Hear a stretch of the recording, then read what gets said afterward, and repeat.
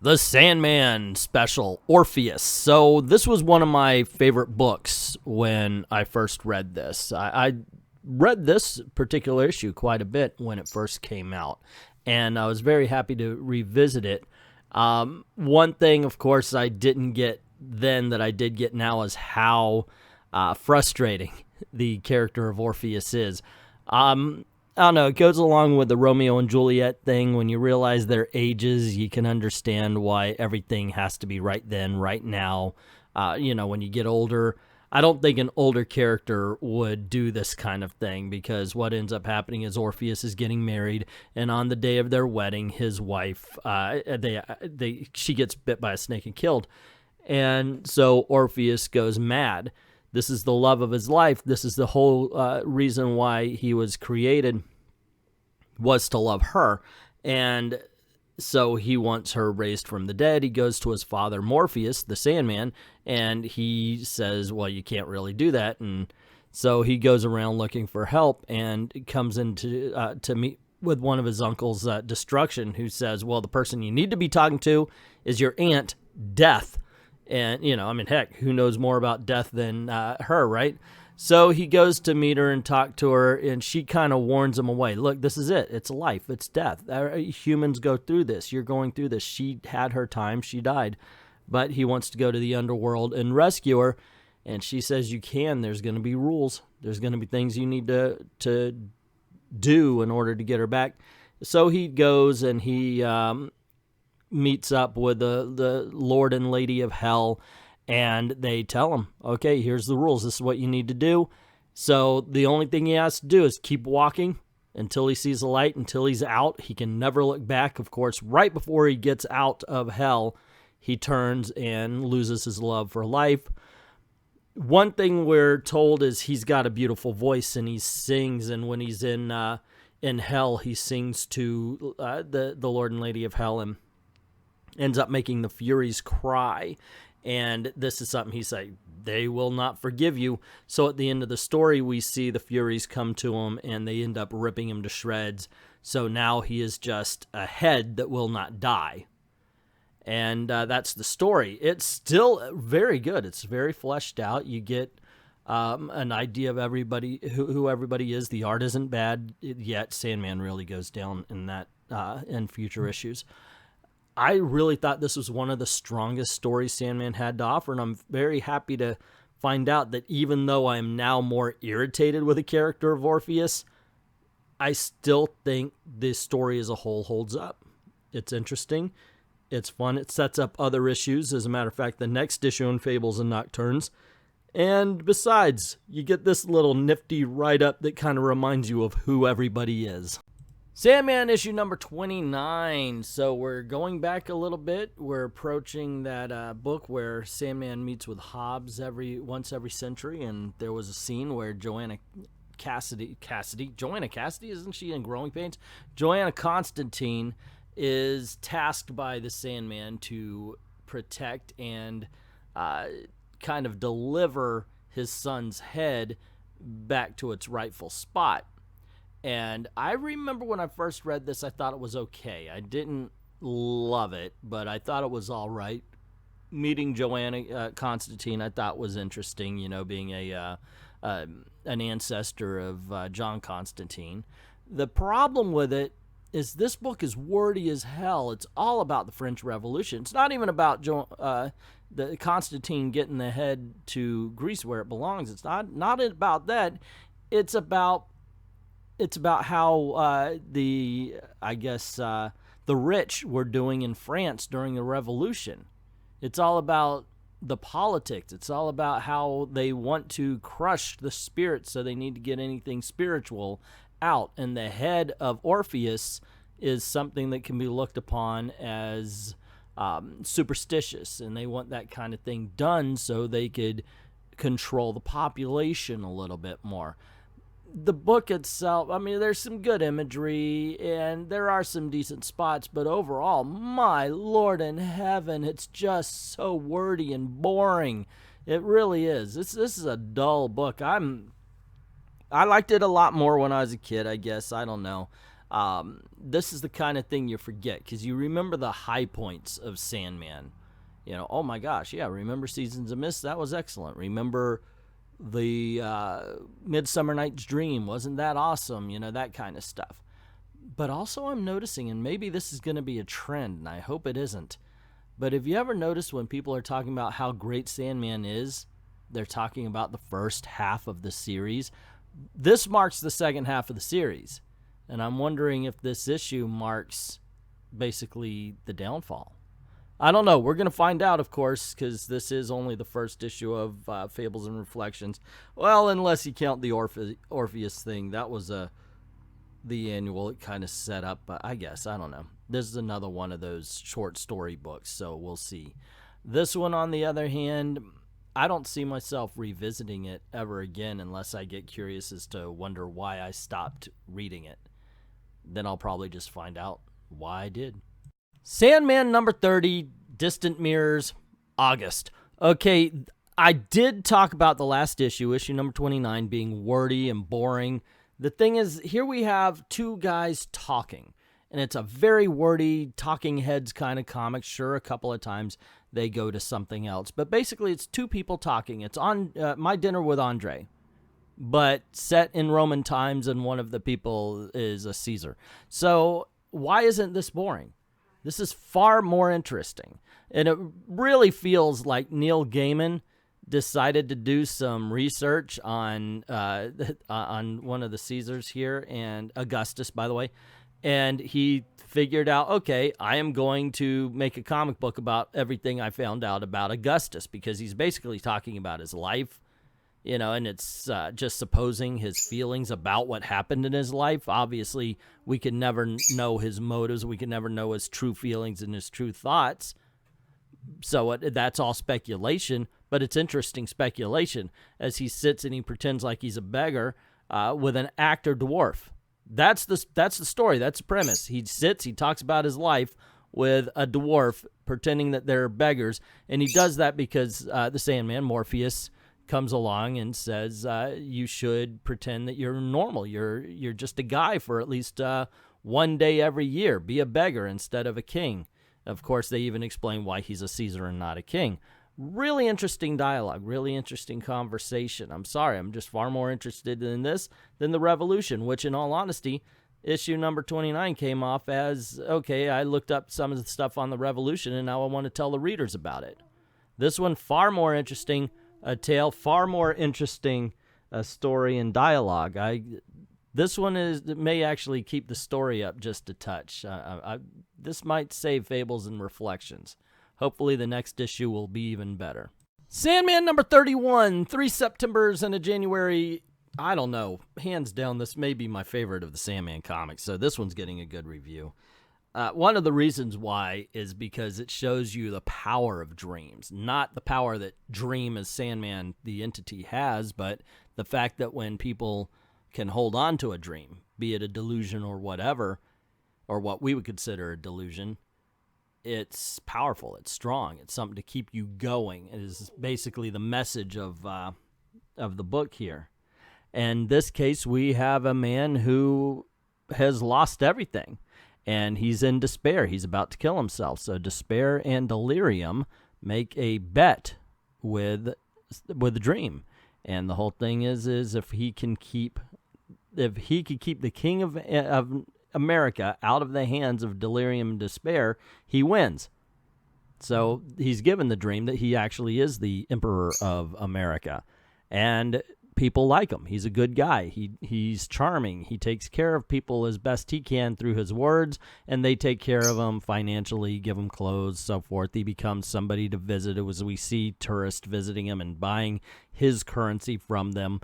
And even when he's offered to be a real emperor and have pleasures of the flesh and so forth, he denies it because, well, you know, he's got a great life to live. People like him.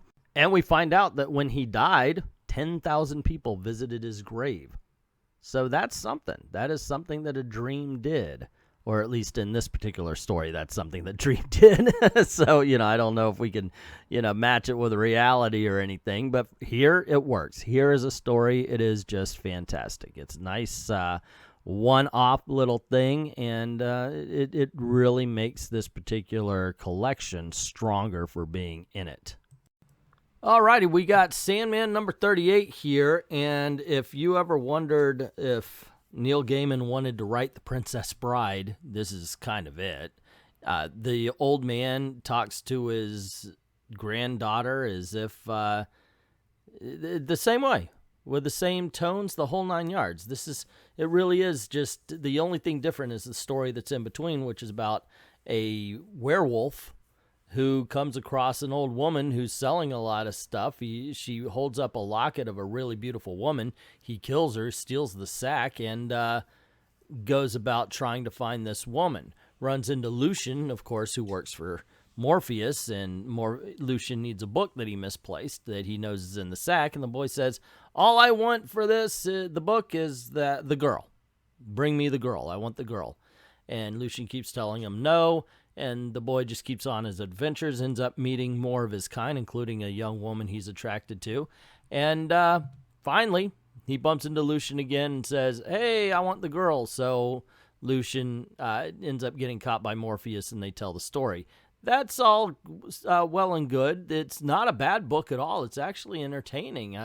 It seemed to take forever when I read it, though. I was like, shouldn't we be to the ending a little bit by now? Which, that kind of takes you out of the story. And I realized why. It's because it's very repetitious in its telling. Like, just one too many times did he and Lucian go around in circles. When you know what's going to happen in the end, eventually he's going to tell in some way, shape, or form. Or, as in all Sandman comics, Morpheus shows up at the end to fix everything. Like I said, it's not a bad book. It's just, we've seen it before. If this is the only one you picked up, you'd probably think it was great. So, take that with a grain of salt. Sandman number 39, I believe. This has Marco Polo found. He finds himself in the desert. And, of course, he falls asleep. He's remembering the stories that his mother told him of a man who would throw sand in your face, and that's why you sleep, and that's the gunk that's in your eyes, and so forth and so on. He's crossing the desert, and there's a question of whether he's sleeping or the people that he's meeting are sleeping and they're dreaming him, or is he dreaming them, or how does that all work? He comes across a writer, walks along with him, and they come across Fiddler's Green, and they say, hey, let's tell a story or two. And this is where the book tends to have its problems. Nothing really interesting is said at all. It's another one like the first issue of this book that it's just dull. They're boring stories. They're the whole thing. The only thing of interest is when Fiddler Green meets a whole bunch of people who are dreams that have been forgotten, and they're trying to find their way, and can they become more relevant? He says, I'm not the one to talk to about that. You got to talk to my Lord and Master. And he sends them on his way, and they go. They understand, and that's, I thought that was kind of an interesting twist and turn on things. Otherwise, it's three guys sitting around telling stories you just really don't care about. And yeah, Morpheus makes his last page appearance to help everybody and to fix things. Sandman number 40, we're still in Convergence. Now, stop me if you've heard this one. 3 people tell a story. Yeah, that's been happening quite a bit in this particular book. I do, however, remember there was a really good one where only 2 people were sitting around telling a story. In this case, we see Baby Daniel. Yep, that Baby Daniel from, what was it?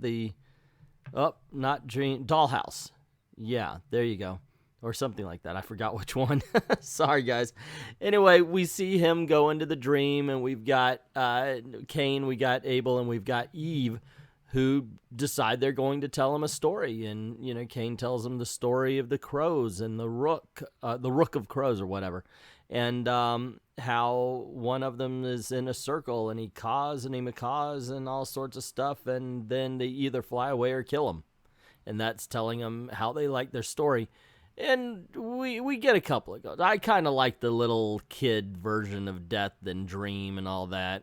I did enjoy the story about the 3 Eves, so there's nothing really bad in this book. It's a repeat of the one that came before it.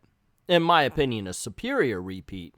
but a repeat nonetheless. And that, I think, kind of hurts it overall. And that's only, of course, if you're reading them in order. Once again, a standalone issue is this. It's just fine. It's better. Here's the thing. I think the individual issues are better than they are as a whole. You know, I know there's a saying that goes with that. Anyway, yeah, if you could get a chance to read it, I recommend it. It just only weakens itself as it is in order. The second, or no, it's the third, because we still have somebody sitting around telling a story in the first part of Convergence, and then in Augustus. So, yeah, been there, done that. Bought the t-shirt. Okay, so now we're up to Sandman number 50. Yeah, there's a little bit of a skip. It's called Ramadan, and it is supposed to be this big epic tale. It is long, and I remember the first few times I read this, I did not like it. In all honesty, I was like, God, it's so boring. Oy, let me go. I'm done. Just let me I'm passing over this one. It's so dull. But in all honesty, when I finally really let myself read it, this is a really cool tale. It's just, it's Batman. Not really. But it is about one man who wants to save his city. And because he's looking over and he just thinks it's beautiful. It's wondrous. This is the most amazing place in the world with him, and he is the king. So he decides that he will try to save it and try to preserve it. And he goes and he travels underneath the city to caverns that nobody who was alive can remember, because anybody who knows the secrets of a king, it'll kind of get killed. So he gets this ball of demons to threaten Sandman with, and he tells him that he wants him to make sure that his city always survives. Of course, Sandman just kind of laughs off the ball of demons, takes it from him, and then says, yeah, okay, I can do that. Yeah, it's simple. All he had to do was ask, right? It's an incredible tale. I'm going to say this. It's a magical tale, my friends. It really is. It's just a deep lore that kind of ties it into the whole Aladdin mythology as well, that, you know, you could actually get stories of Aladdin from what's being told here, and I think that's the whole point. His city is not forgotten because these little elements of this story end up being an Arabian Nights, and it's, yeah, really cool. I recommend it more than a lot of the books in this one. I do recommend at least this one issue. If you're not going to read Augustus or the Emperor of New York or anything, make sure that you're checking out Ramadan. And there you go, gang. That is Fables and Reflections. So let's put it to the test. Was it really that good? For me, yeah, it's all right. It's not bad. I think it deserves a good reputation, mainly because it has Orpheus, it has the Emperor of New York, it has, or Emperor of America, excuse me, it has Augustus and Ramadan. That's 4 excellent stories. The werewolf story is actually pretty good too. It has 3, 1 dull and 2 actually bad stories though, and that does bring it down. So while I do say it deserves a good reputation, it is not one of the better of the Sandman books. It probably would end up somewhere in the middle if I were to line them up worst to best, which I may in the very last video in this particular series, which I think I may have to do a separate one just to do something like that. Anyway, there you go. If you haven't read it yet, pick up Fables and Reflections and see for yourself. But what did you think? Let us know in the comments below. Don't forget to click like, share, subscribe, ring that notification bell if you haven't done it already, and make sure your notifications are set on all for both YouTube and Google. Also, don't forget to go on over to Patreon or Ko-Fi and drop $1 in the till. Helps keep the lights on, helps keep making videos for you. And thank everybody who's already done that. And to everyone, all of the true believers, thank you very, very much for watching.